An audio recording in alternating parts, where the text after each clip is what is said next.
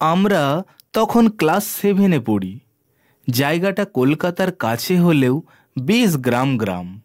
পশ্চিমে গঙ্গা, সেদিকে সব মন্দির, বাগানবাড়ি, বাঁশবিচুলির গোলা। পশ্চিম থেকে একটি মাত্র পিচ বাঁধানো রাস্তা পূবে বাস রাস্তার দিকে চলে গেছে, বাকি সব অলিগলি।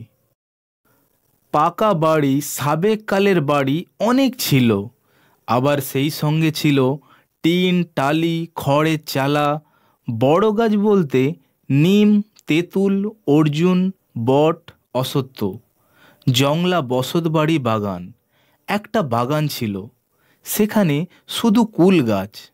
আমরা সেখানে শীতকালে কুল চুরি করতে যেতুম। হরিমালি তাড়া করতে এলে মার দৌড়। ধরবে কি করে? আমরা যে ছোট ছিলুম, হরিণের মতো দৌড়তে পারতুম।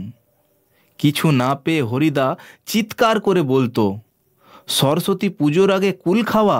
দাঁড়া, মা কালীকে সব বলে দেব। সেই সময় একদিন আমাদের বন্ধুমহলে খবর রটে গেল, আজ রাতে নিশির ডাক বেরোবে, আজ অমাবস্যা। সেটা কি জিনিস? বিমানই এই প্রথম খবরটা এনেছিল। সে সব জানে। বিমান বললে, জমিদার অনাদি মাল্লিকের এখন তেখন অবস্থা।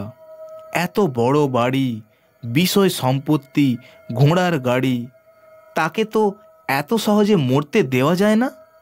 ডাক্তার বেদি সব জবাব দিয়ে গেছেন, এই শেষ চেষ্টা। অন্যের পরমায়ু কেড়ে নিয়ে তাকে বাঁচানো হবে।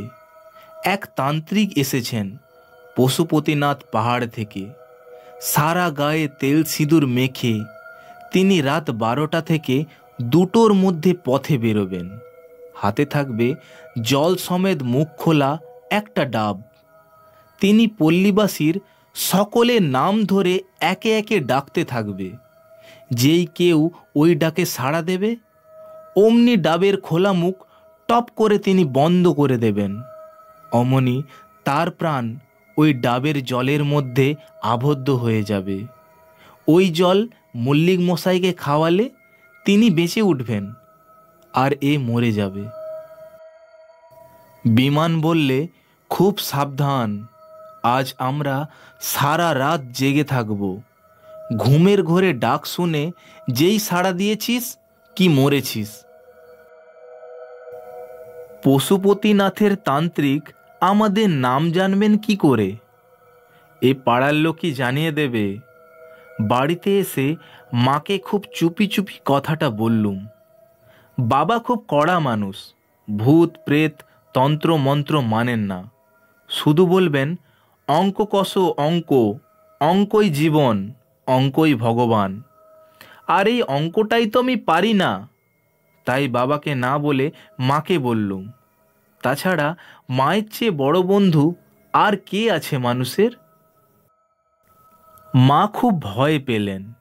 মায়ের ছেলে রকম একটা ঘটনা ঘটেছিল। মা এইসব অলৌকিক ব্যাপার খুব বিশ্বাস করেন।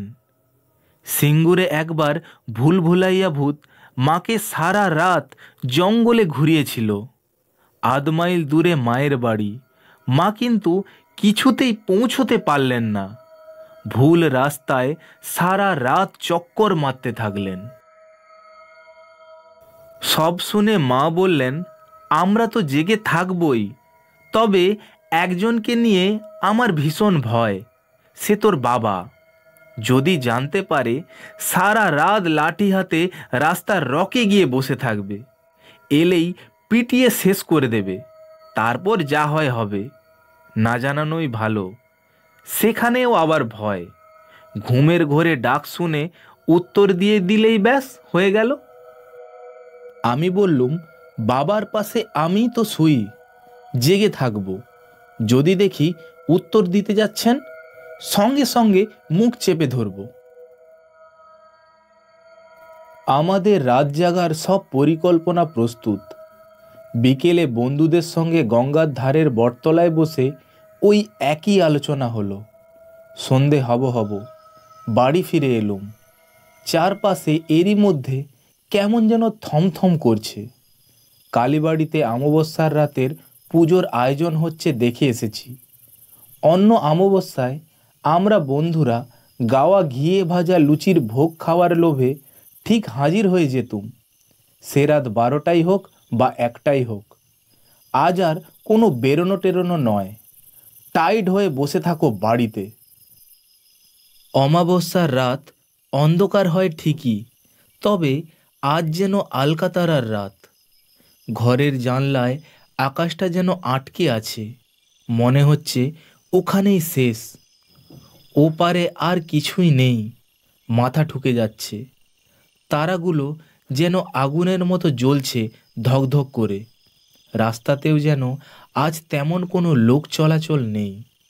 রাত 9টার আগেই সব কেমন যেন নিঝুম মেরে গেল, দোকানপাট বন্ধ। মিষ্টির দোকানের পেছন দিকের ছেঁড়া বেড়ার দরজাটা খোলা, মাঠে আলো পড়েছে, মজা পুকুর, কচু গাছের ঝোপ। কালো কুকুরটা কড়ার চাঁচি খাওয়ার লোভে সামনের থাবায় মুখ রেখে বসে আছে। এই সবই আমি দেখতে পাচ্ছি আমাদের রান্নাঘরের জানলায় বসে। রাত 10টার সময় মা বললেন, দেখছিস পলাশ, আজ এরই মধ্যে ঘুমে শরীর কেমন যেন ভারী হয়ে আসছে।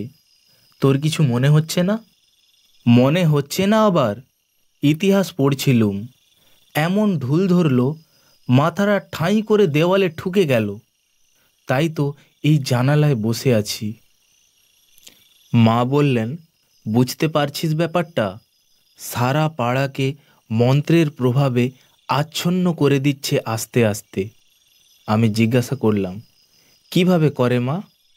মা বললেন, আমি জানি, খুব একটা উঁচু জায়গায় উঠে বিশাল একটা ধুনুচিতে আগুন জ্বালিয়ে ধুনো দিতে থাকে, তার সঙ্গে মন্ত্র পড়তে থাকে। যেদিকে বাতাস বয় ধোঁয়া সেদিকে ছড়িয়ে পড়তে থাকে। মানুষের শরীর ধীরে ধীরে ভারী হয়, ঘুম পায়, বেশ একটা সুখ সুখ লাগে। এই সুখের মধ্যে থেকেই একজন চলে যায়। মা শুধু গম্ভীর মুখে একটাই কথা বললেন, যা করছি সবই জীবের মঙ্গলের জন্য। বাবা বললেন, এর চেয়ে অমঙ্গল আর কি হতে পারে? বলে বাবা উদ্দাম কাস্তে কাস্তে পালিয়ে গেলেন। মন্দিরের অমাবস্যার রাতের পুজো শুরু হয়ে গেছে। কাঁসার ঘণ্টা জগঝম্পের শব্দ ভেসে আসছে। রাত 11টার সময় রোজ যেমন আমরা শুয়ে পড়ি সেই রকমই শোয়া হলো। আলো টালো সব নিভে গেছে। এক বিছানায় বাবা, আর পাশে আমি, আর এক বিছানায় মা। দোতলার ঘর, ঠিক নিচেই রাস্তা। গরমকাল, জানালা খোলা। বাবার শ্বাস প্রশ্বাস যতই বড় হলো, মা মশারির ভেতর থেকে ফিস ফিস করে ডাকলেন, পলাশ। আমি বললাম, সব ঠিক আছে মা। মা বললেন, সাবধান, সজাগ থাকিস। আমি বললাম, ঠিক আছে মা। বাবা পাশ ফিরলেন। আমরা দুজনেই চুপ করে গেলুম। মন্দিরের আরতি শেষ, রাত নিঝুম। কোথাও একটা কুকুরও আজ ডাকছে না, শুধু দেওয়াল ঘড়ির ঠকাস ঠকাস শব্দ। ঢং করে 1টা বাজল। ঘুমে চোখ জুড়িয়ে আসছে, আর বোধহয় জেগে থাকতে পারবো না। আমাকে সাবধান করে মা নিজেই ঘুমিয়ে পড়েছেন। জোরে জোরে নিঃশ্বাসের শব্দ পাচ্ছি। ভীষণ ভয় করছে আমার। রাত 1টা। আজ বোধহয় নিশি আর বেরোলো না। সবটাই গুজব। এমনটাই আবার হয় কি?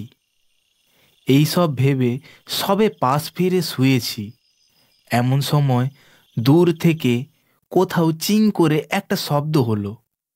আমার কান খাড়া, বিছানায় আধ শোয়া। গম্ভীর গলায় কে টেনে টেনে সুর করে ডাকছে, দীনবন্ধু, দীনবন্ধু, দীনবন্ধু। ওই 3বার। পরের নাম, হরিশঙ্কর। হরিশঙ্কর, হরিশঙ্কর। গলাটা ক্রমে এগিয়ে আসছে ডাকতে ডাকতে আমাদের বাড়ির সামনে। বাবার নাম ধরে ডাকছে, কানাই, কানাই, কানাই। আমার খুব ইচ্ছে করছে জানালা দিয়ে উকি মেরে দেখি। ভীষণ উত্তেজনা হচ্ছে, বাবাকে ছেড়ে উঠতে পারছি না তাই। ডাকটা ক্রমশই গঙ্গার দিকে চলে যাচ্ছে। বনমালী, বনমালী, বনমালী। শেষে আর শোনা গেল না। বাতাসের শাঁসা শব্দ, গঙ্গায় শেষ রাতে স্টিমারের ভোঁ। ডাকটা কি এদিকে আবার ঘুরে আসবে? এই সব ভাবতে ভাবতে কখন যে ঘুমিয়ে পড়েছি জানি না। পরের দিন বেশ বেলায় ঘুম ভাঙল। বাইরের রাস্তায় লোকজন হইচই। রাতের এত বড় একটা ঘটনার কোনো চিহ্ন পড়ে নেই। আরও একটু বেলা বাড়তেই পবিত্রদের বাড়ি ছুটে গেলুম। ওখানেই আমাদের আড্ডা বসে। তারপর ওখান থেকেই কোমরে গামছা বেঁধে আমরা কজন গঙ্গায় গিয়ে পড়ি।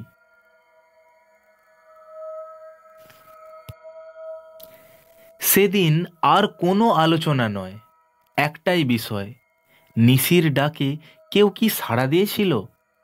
না নিশি ডেকে ডেকে সাড়া না পেয়ে হতাশ হয়ে ফিরে গিয়েছিল? আমরা অনুসন্ধানে বেরুলুম। ডেকে ডেকে জিজ্ঞেস তো আর করা যায় না কে মারা গেছে। যেন কিছুই হয়নি, এইভাবে ঘুরে ঘুরে দেখতে হবে। এ পাড়া ও পাড়া, এ গলি সে গলি আমরা ঘুরছি। জীবন স্বাভাবিক, কোথাও কিছুই নেই।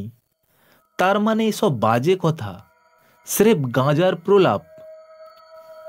বিমান আবার সাহস করে দোতলার বারান্দায় থেকে লুকিয়ে লুকিয়ে নিশি দেখেছে বেঁটে খাটো চার চৌকো জটাজুটধারী একটা জীব, দগদগে লাল, বেলুনের মতো রাস্তায় এক হাত ওপর দিয়ে ভেসে ভেসে চলে যাচ্ছে।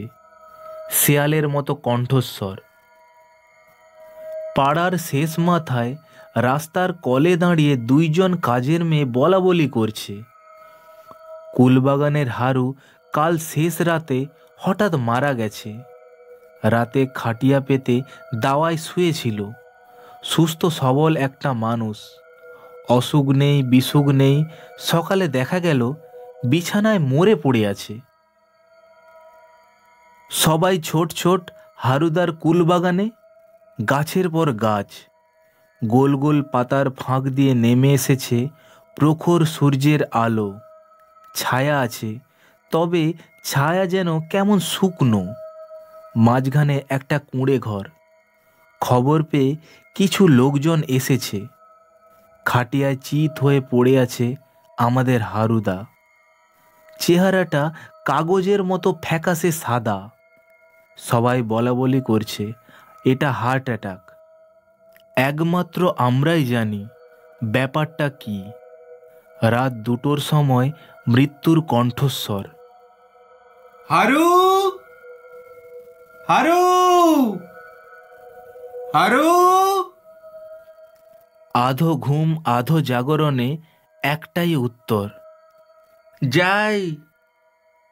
খপ করে ডাবের খোলা মুখ বন্ধ।